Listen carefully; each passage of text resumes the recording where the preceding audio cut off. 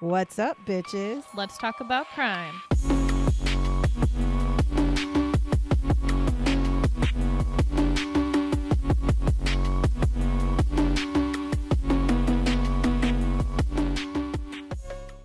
What's up, bitches? Hello. That's not the ringer off, bro. What the fuck? What the fuck? I literally just got done saying, hey, make sure your ringer's off. So I pinged my phone instead. Oh my God. Anyways, for those of you who have not heard the update, we're going to give a little update real quick on the Brian Kohberger situation.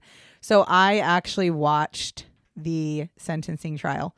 And during that sentencing trial, it was a lot of people, family members, got to give their victim impact statements before he was sentenced.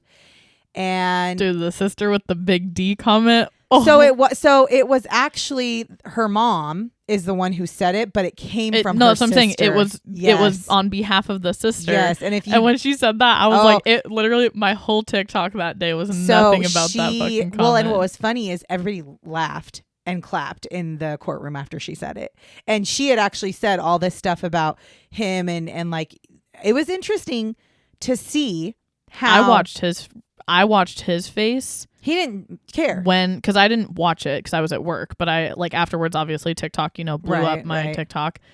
And when they were doing different people with the statements, I was watching his face because I was curious to see if he was going to react in any way, shape or form. And he basically sat there and swiveled in his chair, kind of like, yeah, he literally sat stone cold face the whole time. He didn't make a single, not even a fucking eye twitch. He literally watched them talk to him and say the things they had to say, and he literally had zero emotion. Mm-hmm. Now, the thing that I took away from it was the plea deal was actually presented to the prosecutors. So the defense is the one who actually came up with the plea deal. And the prosecuting attorney actually came out and said, I brought this to the families, because there's so many people involved. He said this was a really difficult decision. He said, I will always live with the fact that I made this choice, and I know that a lot of them are not happy with it. And you could tell by the victim impact statements. A lot of the people were like, you deserve to die. And so it's kind of disappointing to hear. I think he will. If I'm being completely honest. After you sent me that thing, he's going to be in solitary confinement. They're going to keep him in solitary for the rest of his life because he is a high profile criminal. He's in solitary, but he's still fucking at risk. He is, but his risk of being killed in jail or whatever for vigilante justice lowers. But it's one of those things that I sit there and it's like, I do wonder what went through the prosecuting attorney's head to know that majority of the people who are impacted by him wanted the death penalty, and he chose to not. Now, he said his reason was because it was going to prolong how long they were going through trial and blah, blah, blah, blah, blah. But it's kind of like he said he took into consideration what the family said. But in my mind, I'm like, but I don't think you did.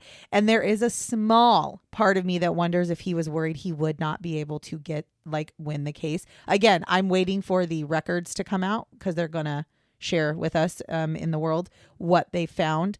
But I'm curious if he was maybe doubtful a little bit about what he might be able to get. So it was really emotional to watch, though. I was watching the families, and one thing I can say is every single one of those family members were strong as shit. And it was like brothers, sisters, aunts, uncles, parents. And I really appreciated the fact that they were raw. They were very much truthful. And a lot of them said, you will get yours in prison. And the D comment, if anybody doesn't know what it is, it went something along the lines of, you may have gotten A's in college, but you're going to get a lot of D in prison. Now, that's a hilarious comment. However, because they're protecting him, it's like how much really, to be fair, I'm not going to downplay where he's staying. Where he's going to be staying is he is going to be in a 23 lockdown facility. So it's not like he has freedom. Like, he's literally going to be in a cell for 23 hours a day. And when he comes out of the cell, he is shackled. He is escorted because he's in a supermax, basically, prison. And that means that he is not going to be allowed to interact with basically anybody other than corrections officers. Really, truly. And they even showed if he's out and about, like in their common area, they are shackled to chairs and like a desk, like an old school desk. They are shackled to that. So it's not like he's going to have freedom. However, they're doing this because they said he is such a high profile prisoner. He's got a target on his back, and they said he will be in that facility for the rest of his sentence, for his rest of his life. Now, he was sentenced to life sentences without parole for each one of the victims. So 4 life sentences without parole and 10 years for burglary. So he will never get out of jail. So the plus side is, even though he didn't get the death penalty, he will never get out of prison. And he's young. Like he's in his late 20s, I think so. But the thing that got me the most out of the whole entire fucking thing, it really was like, I watched these families, my heart like broke for them. I listened to what the prosecuting attorney said, and they said, we were planning on fully going to court for this. I mean, everybody knows that a couple of days prior, or like a week prior to the defense coming to them with a plea deal, they had just come out and said that they wanted to produce a list of suspects they think were suspects in this crime, right? And the judge kind of was like, I don't fucking care about your damn suspects. And that, he thinks, might have been what made them go, okay, well, they're not even going to listen to our side.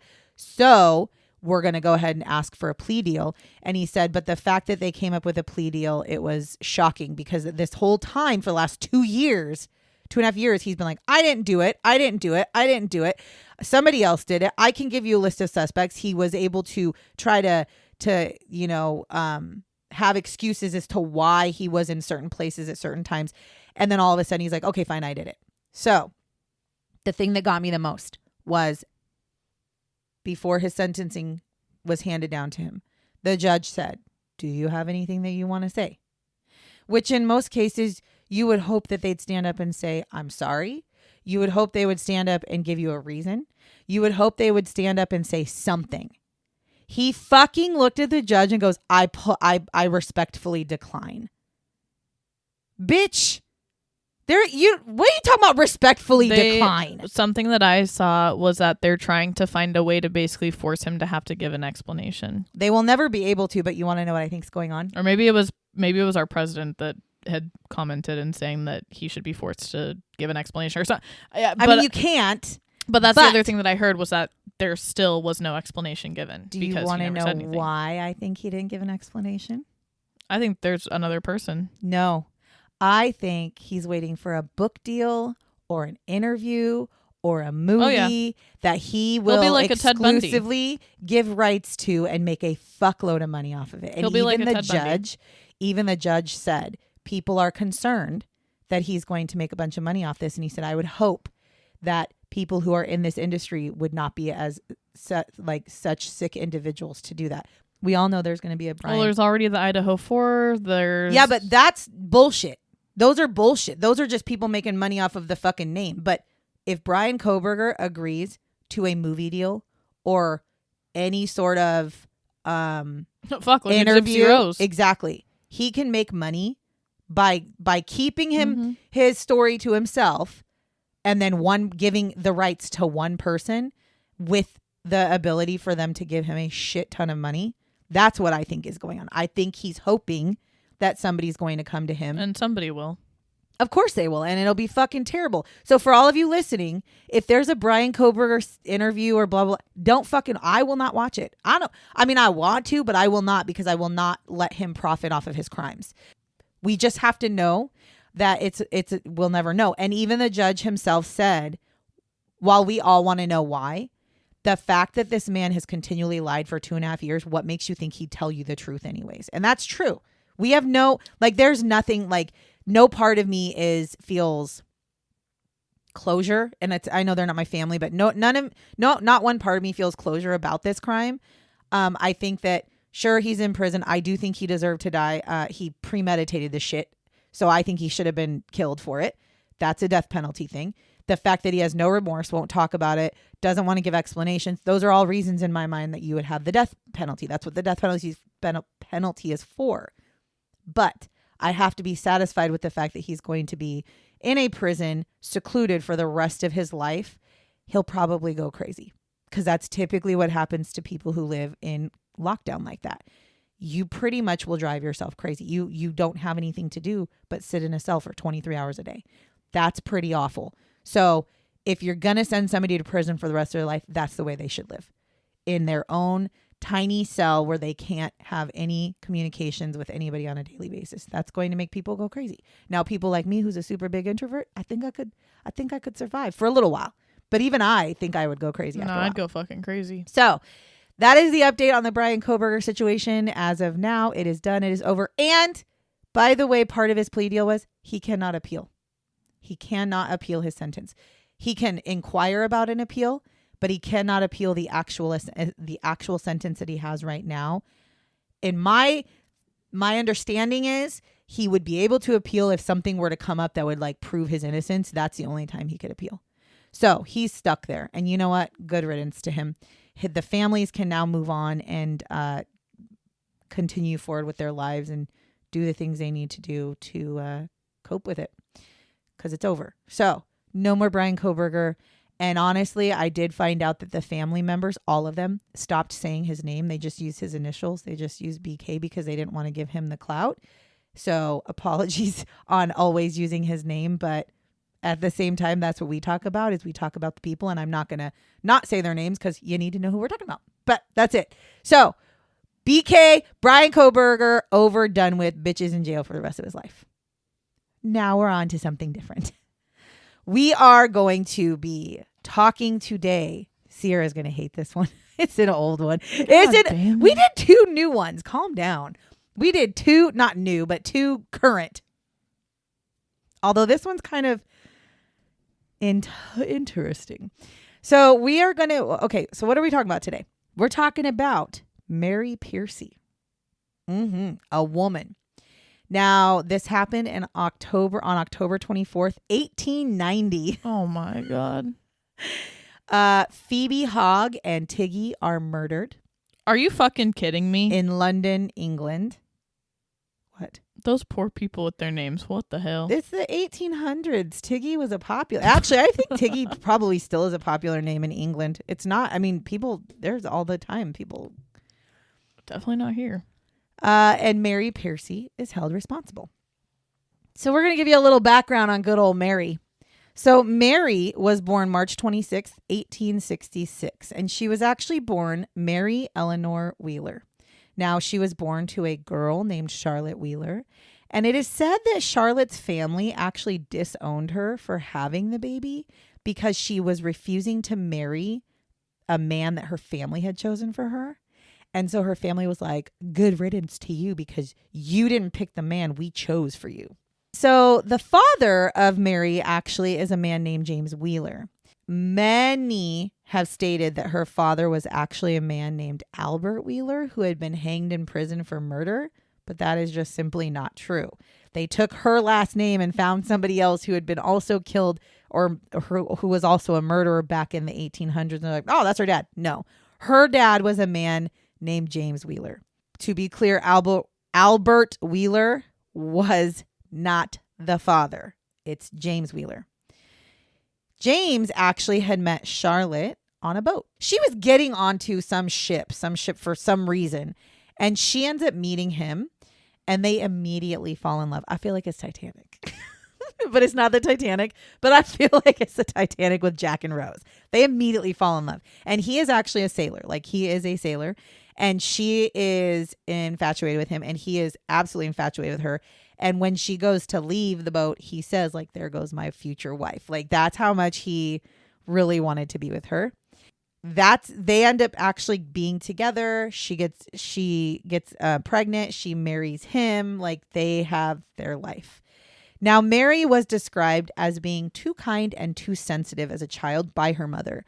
She would be the type to give everything to other kids. So her mom said, because they found a diary and some interviews from her mother. And her mom had said that she would like watch Mary when she was playing with kids. And if she had a toy and the kids wanted the toy, she'd just give it to him. And even if it hurt her feelings or even if she was crying, she'd still give things away. And she was very like, let me make sure everybody's taken care of. And her mom would say, she's just too sensitive. She's way too kind. Like these kids, you know, they're not, she's going to get run over in life, basically. The two, again, James and Charlotte, do end up marrying after Charlotte, or after Mary is born. Now, when Mary is 2 years old, she is dropped on her head in the garden.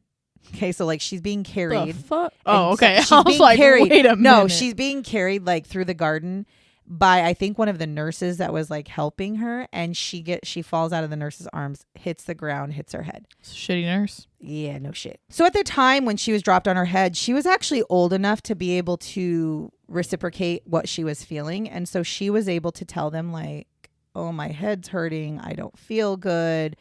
So her mom was immediately on guard and just kind of like, oh yeah, you're really, you know, your head's really hurting. And again, you got to remember, this is like the 1860s. So it's not like they had like current medication. They have other ways that they deal with this shit. She actually complained about her head hurting for days and days and weeks. Constant headaches. She actually does go on later in life, not even that much later, but a few years from then, she actually goes on to what we would classify now. She starts having seizures. We would classify them as seizures. But back then, they were unsure what was happening with her, and they called them fits. So they said that after she had hurt her head or hit her head in the garden, she started to have these fits, and she would like freak out and couldn't control herself. But what we now know is, based off the descriptions, she was having seizures, which would make sense because if she has a head injury, she totally could have done something to her brain. There's really not much else other than what I've told you known about Mary's life. It's just really hard to find much about her earlier years. There was just one article that talked about what Charlotte's views of her were. So I didn't there's some things, but overall, there's just not, I mean, from what it sounds like, it was like a pretty normal life. What I found, the biggest thing, I guess, the biggest takeaway from her earlier years, because we like to think about what would cause somebody to become a murderer. I'm thinking maybe her head injury, because the main thing that I find is that by all accounts, her family was pretty good. Her mom and dad were good. Her mom actually had stated that her father had never yelled at them. Like, he took care of them. He was a really good man. So overall, there's nothing that made it seem like she was abused or anything. And Charlotte went on to have multiple children. And she even said that James took care of all the children, but he really, truly had a soft spot in his heart for Mary, his first daughter. So it does. And it just seemed like everything was fairly fine. As a matter of fact, Mary's father ends up dying a little later in life, and she tries to commit suicide afterwards because she loved her father so much. So there wasn't like a terrible relationship. The family was poor. They were very hardworking, but they were pretty content as a family. So I don't think her home life has anything to do with who she became. Her main story begins when she was in her late teens and her connection to a man named John Charles Pearcey. Now, he was a local carpenter. Although the two never actually married, she began using his surname as her own. So they were in a relation. Surname is her last name. So she started using his last name as her own, and she was in a relationship with him. And she's a teenager. She's a teenager at this time. But again, it's the 1800s, and it's London, right? Which is it's just different back then. So she's in a relationship with him. She's living with him. She's using his last name. And this is why she's Mary Pearcey, not Mary Wheeler. She actually uses this name for the rest of her life. During this time. Wait, so did they ever actually get married? No. So she just uses his last name? Yes. Okay. I think so basically a long-term partner. I mean, yes, and or I a think life partner. I think she legally changed her name to his last name. Huh. However, during this time that she was with John, she was having multiple affairs with multiple men. And she would frequently step outside of their relationship. And John ends up getting fucking tired of it. And he kicks her ass to the curb. And he's like, if you can't be with me, fucking get out. And so off she goes. Fair as fuck. And not too long after she gets the boot out of John's house, she actually she meets another man. His name is Frank Hogg. And she ends up moving in with Frank Hogg. Now, it was also stated that Frank had actually believed at the time when he met Mary that she was also married. Like, he thought she was married, probably because of the fact maybe he knew who John Pearcey was. I don't know. But he believed that she was married. So when he let her in his house, he was not trying to be in a relationship. He was like a friendship. It was like a, you can come live with me type of a situation. Roommates, basically. Kind of, yeah. They had a really quite a decent relationship, actually. Like, they hung out together and did stuff together, but they had no sexual relationship at all. Frank at one point actually refused to have any sexual relationship with her because he thought she was married. And he was like, no, because you're married. I don't do that. They do begin an intimate relationship at Christmas time of 1888. And it's because Mary started writing letters of affection to Frank. And she starts talking about how she could not live without him and how she loves him and she wants to be with him. Why the fuck are you writing letters for the person in the fucking home? Maybe that was his Christmas present. You know, like, here's my letters of affection for Christmas. Okay. Now, she even, in one of the letters at one point, it even says that she should die if her only friend left. See, she called him her friend at the time. She would die if her only friend left her and he had more power over her than anyone on earth. So those are the kind of letters that she wrote to him. And of course, for Frank, he's kind of like, whoa. And also, I think at this point he realizes she's not married, right? So he's like, right, okay. So they begin to have their own relationship together. However, the two of them choose to also have outside affairs with other people. Oh my god. Now Frank ends apparently open relationships have been a thing since the fucking 1800s. Frank ends up actually telling Mary that a woman named Phoebe Styles was pregnant with his child because that's one of the girls he was having an affair with. He also tells Mary that he is going to be marrying Phoebe because, you know, back in the day, if you get a woman pregnant, like, you marry her. You do the right thing. Right. So that's what he says. Now, I'm sure, as any of you would guess, Mary was probably not very happy about the fact that the love of her life was not only stepping out on her, which, by the way, she was stepping out on him. Yeah. But also got a woman pregnant that he's now going to marry. I bet you that's what pissed her off even more, though. Probably not even the marriage part. Well, I'm sure that, but like the fact that there was somebody that was pregnant. Exactly. However, that is what majority of the story is. However, there were a couple of articles that I will say did say that she was upset at first when she found out, but she actually tells Frank, you need to marry Phoebe because you need to do the right thing. Well, yeah, because that was the thing back in the day. And maybe that is, I mean, she was probably upset. It was like, well, then you need to fucking marry her. Well, regardless of how it happens, Frank literally looks at her and says, I'm going to marry her. However, you and I, we're still a thing. We're still together. I still got you.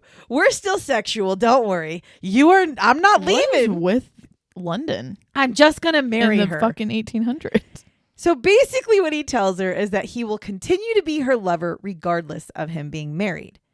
Honestly, I think that his thought was that he didn't love Phoebe, but he felt obligated, obviously, to marry her. One, it saves her from being like the Scarlet Letter, right. Like being ousted in the community. But two, it's his child. He's going to take care of it, but he doesn't love her. So he's like, no, I'm going to still be with my lover. I mean, if I'm being honest, I feel like Frank and Mary were the grandparents of open relationships. Fucking probably. They're like the ones who like started open relationships because that's what it seems like. Yeah. Like 100%. So on October 24th of 1890, Mary actually sends a boy because Mary lives in her own home because she's the lover. She's not married to Frank. So Frank and Phoebe live in their own home. She doesn't get the house. She doesn't get the house. She doesn't get the mother-in-law suite. Yeah. So she finds this like messenger boy and she's like, hey, can you go to probably the address? And can you invite Phoebe and her 18-month-old baby Tiggy over to my house for tea? And he's like, sure, no problem. So he goes and finds Phoebe. And he's like, hey, this woman, Mary Pearcey, she wants to have you over for tea. And this is in the middle of the afternoon. She sends him like in the morning, and the middle of the afternoon, like around like 3 or 4 o'clock in the afternoon that's when tea time is. Now, I will tell you, I am unclear as to know if Phoebe knew about Mary being her husband's lover. Now, from the sounds of it, Phoebe had no idea that Mary and Frank, first of all, I think she knew that they had a past relationship, but I don't think she knew that they were continuing their relationship. It kind of sounds like Phoebe thought she was the only one for Frank. So let's first of all start off like that.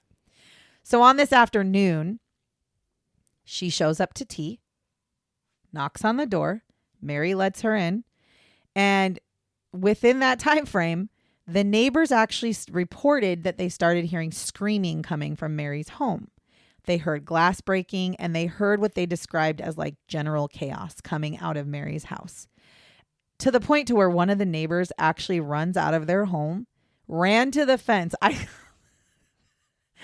literally sit here and think of It's a Wonderful Life. Because you know how he stands outside, he's like, Mary. Yeah. That's all I think about when I'm like, when I was researching. I was like, that was all I could think about. That's funny. Sorry. So stands at the fence and calls out to Mary. Like, Mary, are you okay? Like, hey, Mary. And by the way, It's a Wonderful Life. Her name's Mary too. So Mary. That's all I picture. And so probably she's yelling. This neighbor's probably yelling to see, like, is she okay? Because they've been hearing all kinds of weird sounds and screaming and all this stuff. And so she, goes and does that. The neighbor receives no response, to which I guess the neighbor just was like, okay, I'm going to mind my business, and like goes back to her home, and she leaves it alone. And I'm sitting here going, like, nobody goes up and knocks on the door. Mary, are you okay? Like, shit, knock, maybe knock, the walls dang, were dang. like paper thin back then, and so you could hear what? from shouting in like the house. She's shouting, yeah, but she didn't even respond. Like, she's like, Mary, are you okay? I'm hearing weird noises coming out of your house. Like, why don't you just walk in the damn fence and go knock on the door? Or I don't know, open the door if you're her neighbor. If you hear crazy noises coming from your neighbor's house that sounds like glass breaking and screaming, I'm not going to scream from your fence. Like, I'm not going to look at my neighbor and be like... well, first of all, you know how many times we've yelled at the dogs, and I'm shocked our neighbors haven't called the cops or fucking yelled at us. So For real. But I do sit there and I'm like thinking, like, I'm not going to stand at my fence and be like, Warren, are you okay? Warren, are you okay? Vicky? No, if I hear weird noises, I'm going to go do that to us. Though. I'm going to go knock on your damn door, and I'm going to be like, is everything okay? And if you don't answer, I'm calling the cops. Like, that's it, right? Nobody even calls the cops. That's the thing. So the house ends up becoming basically silent, and nobody calls the cops. Nobody bothers to go physically to the house. Nobody knocks on the door. Nobody does anything. So at 3 or 4 o'clock in the afternoon, they hear all this chaos and the screaming and glass breaking. One person's like, are you okay? With no response. And they're like, oh, well, like, what kind of a neighbor are you? So nobody calls the cops. Everything's good, I guess. So at 7 p.m. that same day, a woman's body is found tossed on the ground among some garbage. She has wounds to her head, and she has a deep fatal slash to her throat to the point where she was almost decapitated. Now, not too long after that, the body of an 18-month-old baby is also found, and it actually had looked like the baby had been smothered to death. Now, about a mile away from where the bodies are found, there is a baby carriage type thing that is found. And this baby carriage thing, I saw a picture of it. It's like an old school baby stroller, but it's really cushy. It has like thick cushions. It's like really cool. And the reason I'm calling it a baby carriage thing is because the word I can't actually say. I tried a million times and I'm not going to butcher it. So just imagine like an old school baby stroller carriage type thing. Okay. But with cushions. Okay. And they find this baby carriage thing about a mile away, and the baby carriage cushions in it are soaked in blood. And so they're like, what the fuck is going on? So police take a really good look at the two bodies and the carriage. They kind of put together that this all comes from the same area, and they eventually determine that these are the bodies of 32-year-old Phoebe Higgs and her 18-month-old baby Tiggy, her daughter Tiggy. When Phoebe's body was first found, the police actually deemed her as what they called, quote, an unfortunate. which I'm assuming prostitution. They meant prostitute or a homeless person. Yeah, like somebody that's not worth it. Right. Yeah, not worth it. Okay, cool. Because that's fucking awesome that people do that. They still do that to this day. They don't call them unfortunates. They just don't give a shit. It's a pet peeve of mine. Sorry. As the police begin to investigate, they find that people reportedly saw Mary Pearcey pushing around the black stroller in the dark. They said, wait a minute. I saw Mary Pearcey pushing that exact stroller baby carriage thing around here. And they're like, that's weird. And then some other people, including the younger boy that she had said, hey, go get Phoebe. He came forward along with other people that said, also, she had that lady and her baby over for tea like this afternoon. So obviously they're like, we're going to go have a conversation with Mary. So they go to her house. They knock on the door. She opens it.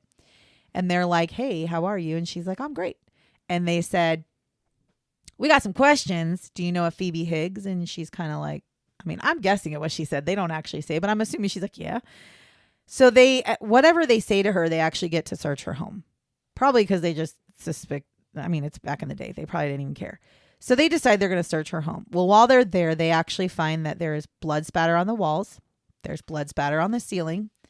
There is blood spatter on her skirt, on an apron. There's also matted hair and blood on a fire poker, and there's a carving knife. She is questioned by the police about these things that they find, and she says, first she says, well, when I got home today, I had a nosebleed. Bitch, that's one big-ass nosebleed. When people use nosebleed, oh my God. Every time somebody's like, I had a nosebleed, it's like a fucking gargantuan amount of blood. You're like, no, you didn't. That's one big ass nosebleed. Also, cover your nose. Why is it splattered on the wall? What are you doing? Spinning in circles? Like, give me a break. So first she says that. Then she follows it up with, oh, and also, I've had a problem with mice and I was just trying to kill them. That's a lot of mice. Mice are small, so that's... Okay, so it was even reported rats would have been better. She went on to say, so as they're searching her home, and she's telling them, like, no, like, I was trying to get rid of mice. They're still looking through her home, and she's like, killing mice, killing mice, killing mice. And she just keeps chanting killing mice to them to, like, make them, I don't know, think she killed the mice. I don't know. Now, police decide we're going to arrest her. So they arrest her and they charge her with the murder of Phoebe Higgs and Tiggy. They also removed Phoebe's wedding ring from her fucking finger when they arrested her. So, I'm thinking at this point, we got to say she did it. Now, she, of course, maintained her innocence throughout the trial, and she ends up being convicted and is sentenced to death by hanging. On December 23rd of 1890, Mary Pearcey is hanged. She is described as being the most composed person in the whole execution party, meaning that everybody else was like nervous or whatever. And she's just like, bet, like, I'm just going to stand here and just do my thing. Her final statement was, my sentence is a just one, but a good deal of the evidence against me was false. Which is an interesting thing to say, but I'll get into that in a few seconds. She was also offered assistance to, like, walk from the prison to the place where they were going to hang her. And she actually originally was like, I can do this myself. No need for you to help me. Then she gets to a point where I think I would guess that if you're getting ready to be hanged, your legs are probably jello and you're probably a little nervous. And so walking to the fucking place where you're going to be hanged is probably not on your to-do list.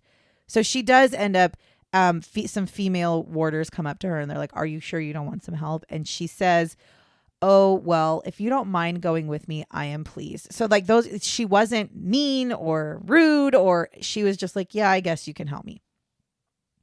Also, Mary is described, by the way, as being not super attractive, but attractive enough. And there's pictures of her.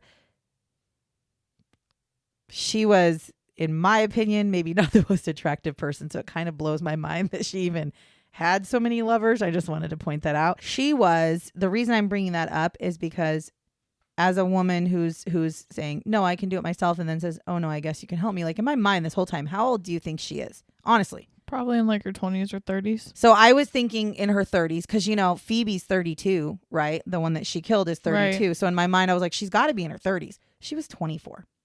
What the fuck? She was 24 when she got arrested. Oh my God. So she's a youngin'. My age. What the fuck? You should look her up. You definitely don't think she looks 24 when you take a good look at her. So go ahead, look her up real quick. Let me know if you think she looks like she's 24 or anything else you want to say about her. Let me see the picture. That'd be it. She's scary looking. Those are some buck teeth. She's so like, she kind of looks like a ghoul to me. Just, wow. Does she look 24 though?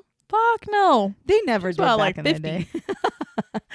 So that's why when I was thinking about her age, I was like, oh, she's got to be in her late 30s, maybe 40s. Anyways, look Mary Pearcey up.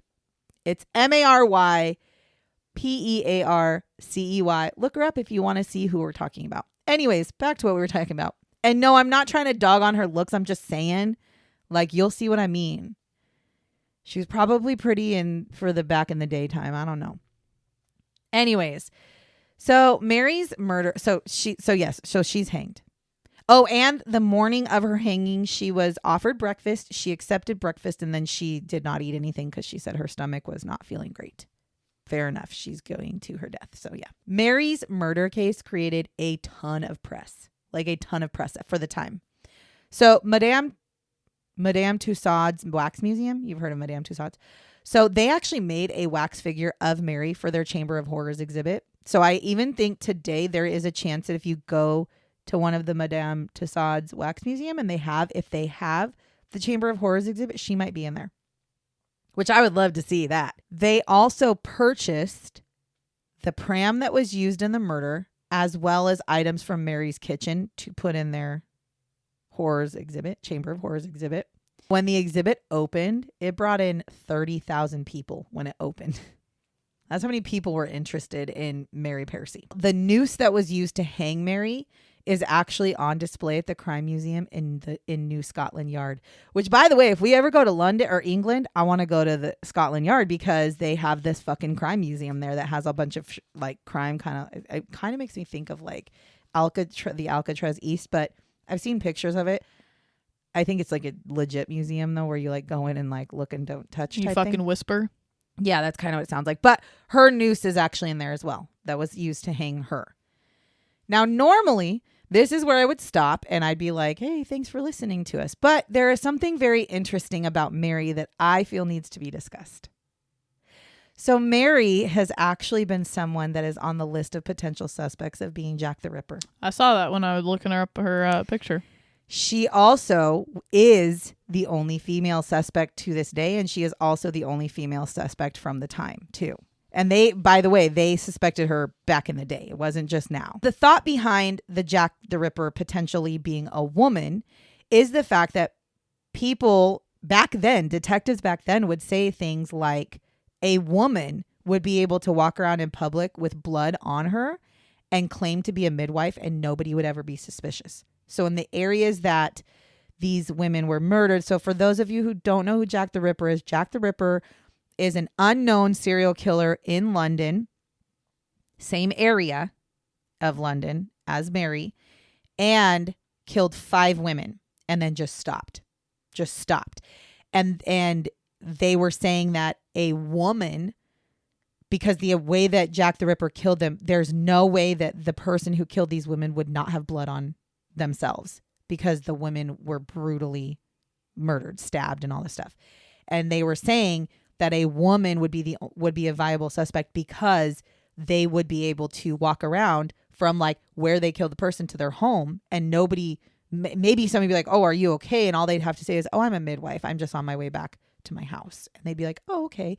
So that was one of the thoughts that the detectives had actually come up with, because they were trying to figure out how it is that this man, Jack the Ripper, how it is this guy was killing so many people, but nobody ever saw anybody in the area or anything. It was also said that Mary, the morning of her execution, she had asked to put an ad out into a Spanish newspaper in Madrid. So exactly. You just furrowed your eyebrows. Yes. Now, the ad that she wanted, that she placed, she didn't want to. She had it placed. She wrote it out and then they put it in the ad for her. It says, M.E.C.P. Last wish of M.E.W. have not betrayed. That's what it says. So the thought behind this is that the M.E.W. stands for Mary Eleanor Wheeler. And then the other initials, there's two thoughts. The other initials are Mary Jane Kelly, the M for Mary Jane Kelly, the E for Elizabeth Stride, the C for Catherine Eddowes, and the P for Pauline Nichols, which were 4 of the 5 Jack the Ripper victims. The reason the 5th one was not there is because one of the thoughts is the 5th person that they feel was a Jack the Ripper has always been like, is it Jack the Ripper or was it just somebody who had been murdered? Because it was a little different than the others.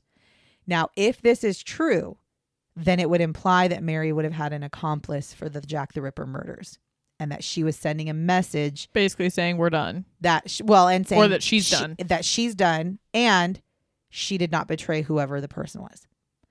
Now, another thought was that the MECP actually stood for Mary Eleanor Charles Pearcey because Charles Pearcey was her first husband, almost as if the two of them were Jack the Ripper. Oh. Okay. So that's another thing. And then another reason that she was a potential suspect of being Jack the Ripper, which they actually said if it ever came out that it was, they'd call her Jill the Ripper instead of Jack the Ripper, was because the way that Phoebe was killed was similar to Jack the Ripper's victims.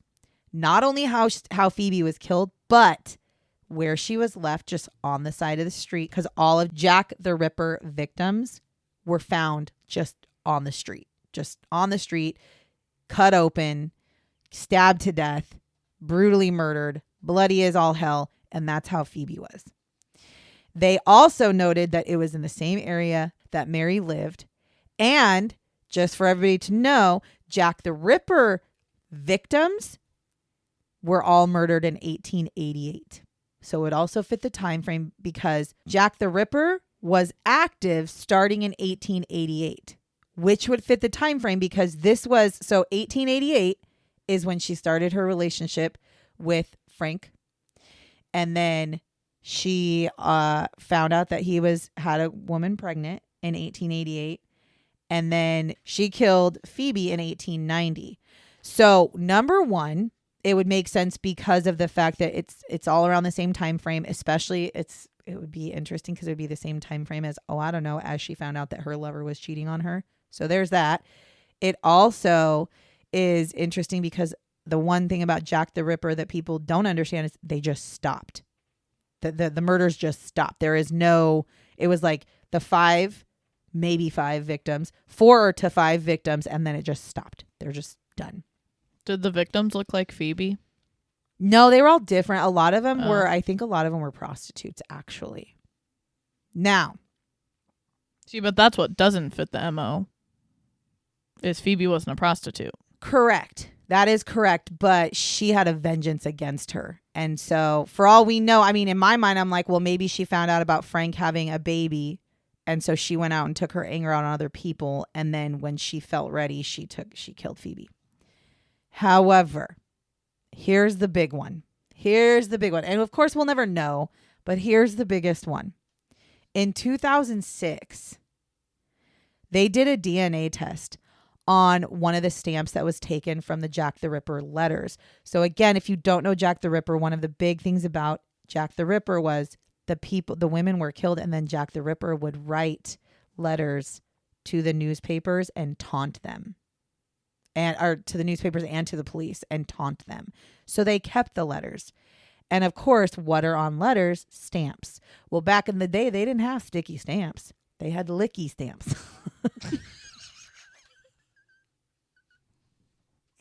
Fucking licky stamps. What else would you call them? Stamps. But all the stamps now are like I'm sure anybody could think about why the fuck would they have DNA on a stamp in the 1800s. So because of that, they kept those. So they took the DNA from these stamps, or they took the stamps and they took some DNA off the stamps, and they wanted to, I mean, they can't test it against other, obviously, people because it's from the 1800s. But what they were looking for is just what kind of DNA comes off these stamps. And at the very least, the person who put the stamps on the Jack Ripper letters was a female DNA. I mean, I don't know if they could cross-match DNA from her noose. Oh, shit, that's a good idea. Like, I don't know if they could. Especially with the technology that we have now. I mean, hello, look at the Brian Koberger with the knife sheath and all that. Oh, God. I wonder if they could take the DNA from the stamp and then the DNA from her noose and test it that way. That's a good-ass idea. Ooh, too bad we don't work in the DNA field. Hello, London. Anybody out there who has the DNA? 2006, man. It's been like 19 years. Let's check the noose. I mean, why not? Why not? I mean, it's in a fucking museum. What else are they going to do with it? Well, and it's been protected. That's what I'm saying. So, like, dude, it should be. Idea. Because I was thinking about that going, man, I mean, that would. Hey, if this ever happens and we find who Jack the Ripper is, just remember who gave you fucking credit. That's right, crime bitches. Crime bitches for the win. Well, my thought was this. So they think that she could be a potential suspect, but they think she may have had an accomplice. Well, that would make even more sense. Because what if she did have an accomplice and she was the one mailing the letters? I mean, that would make sense. The fact that it's a female DNA, the fact that it's got female, because you can find out that, but they said at the very least those stamps were licked by a female. So whoever was sending the Jack the Ripper letters was most definitely a female at the very least. And the letters are very detailed about what's happening and what's going to happen. So they had to have some sort of knowledge of who Jack the Ripper was. Now, also, I don't know, handwriting. Yeah, but I don't know if they can. I don't know if they would be able to do that much. But well, she had the letters that she used to give Frank. Oh yeah. Well, so they could look at those letters. They could look at the letters that they got from the Jack the Ripper. And even if there was different handwriting, because I've seen it just from like documentaries that I've watched, there's certain things that people do, whatever, even if they don't realize it. Little marks, even if it's just a tiny slant of how you do your L, because I'm sure they wrote in fucking cursive and shit back then. Like how you, especially cursive, they'd still be able to tell if it was the same person writing it. Yeah, that's true. That's true. Shit, you could probably, at that point, it was probably fucking quail feather and ink. You could probably find out who's well, probably not, because it's probably all the same. They actually, the other thing that they said, though, probably see if it's the same ink. They also had pointed out the fact that because she had killed Phoebe, they had said, like, she obviously was a strong enough woman to kill other women. Right? Like she could have done that. So, anyways, that is the story of Mary Wheeler and Pearcey. You're also welcome for solving Jack the Ripper. For reals. I think we just did it. I think we've got the definitive. Well, we have to, London, Scotland Yard. I'm just going to career change. New Scotland Yard. I need you to take that noose and I need you to hook up with the people who did the DNA in 2006. And I need you to kind of swap that DNA testing and see if we can find anything. Just swab that whole noose. I'm sure there's something, because I'm sure she was sweating. She was going to die. So I am sure that she is sweating. The thing about this one that was crazy to me was she killed her lover's girlfriend, wife, and daughter. But the fact that the Jack the Ripper thing came up was so crazy, because I've seen and read and listened to podcasts about Jack the Ripper, and they always talk about the potential suspects. She has never come up. It's always men. It's always, because it's Jack the Ripper. Well, I knew that there was one girl, but I didn't realize it was her. I didn't know that. So I am genuinely impressed. Also, it makes sense if she was an accomplice, because if he was cheating on her, he could be picking up the prostitutes, and then he could be the one to kill, and then she could just be even an accomplice by, doing everything else. So for all we know, fucking that guy could have been at her house and they could have killed the That's true. wife and baby together. Because if he didn't really love her. No, because I don't think it was Frank. I think her accomplice could potentially have been the first guy, the guy that she took his last name. Or she's just crazy. That's who I think. I mean, to be fair, but overall, yes. Who knows? We'll probably never know who Jack the Ripper or Jill the Ripper was, but the fact that we now have learned a little bit about who the potential female suspect would be, and to know that the Jack the Ripper letters were at least sent by females, points a finger right at fucking Mary. So if you like what you heard and if you like what you hear, make sure you're following us on whatever platform you're listening to us on, so it reminds you every Tuesday that we have released an episode. And please make sure, or please feel free to reach out to us on any of the social media platforms that we have if you have questions, or if you even have a case you want us to look into. I just would prefer... By we mean Trisha. Yeah, pretty much. But I would prefer them be solved cases. I don't like unsolved because I hate being left with the mystery. I know I did an unsolved with the Jack the Ripper thing here, but we know Mary died. We know that she was hanged for her crime. I will do unsolved if I absolutely have to. Because then we can give our opinion on what we think. Correct. But I just much prefer doing the ones that are solved, because it's just the closure. I like having closure. But yes, we will start probably dabbling in some unsolved, because there's a lot of unsolved cases out there. And sometimes if we can get ones that are newer, we can maybe even get the word out and maybe help. I don't know. And we try to not do the super, super popular ones that everybody knows. Documentaries are out there, blah, blah, blah. I'm sure we'll probably do episodes like that. It's not like we'll never do those. It's just those are going to be like a once in a blue moon, maybe just for special occasions or anniversaries of, hitting a year or something, because it's going to be multi-part episodes. But for the most part, we try to do ones that people more than likely have never heard of. Yes, which also makes my researching a little bit more difficult. But that's what I live for. I love to research. Anyways, thank you again for listening to us talk about Mary Pearcey and the fact that she murdered her husband's wife and child, and could potentially be Jack the Ripper. Until next time, catch you on the flip side, bitches. Bye, bitches.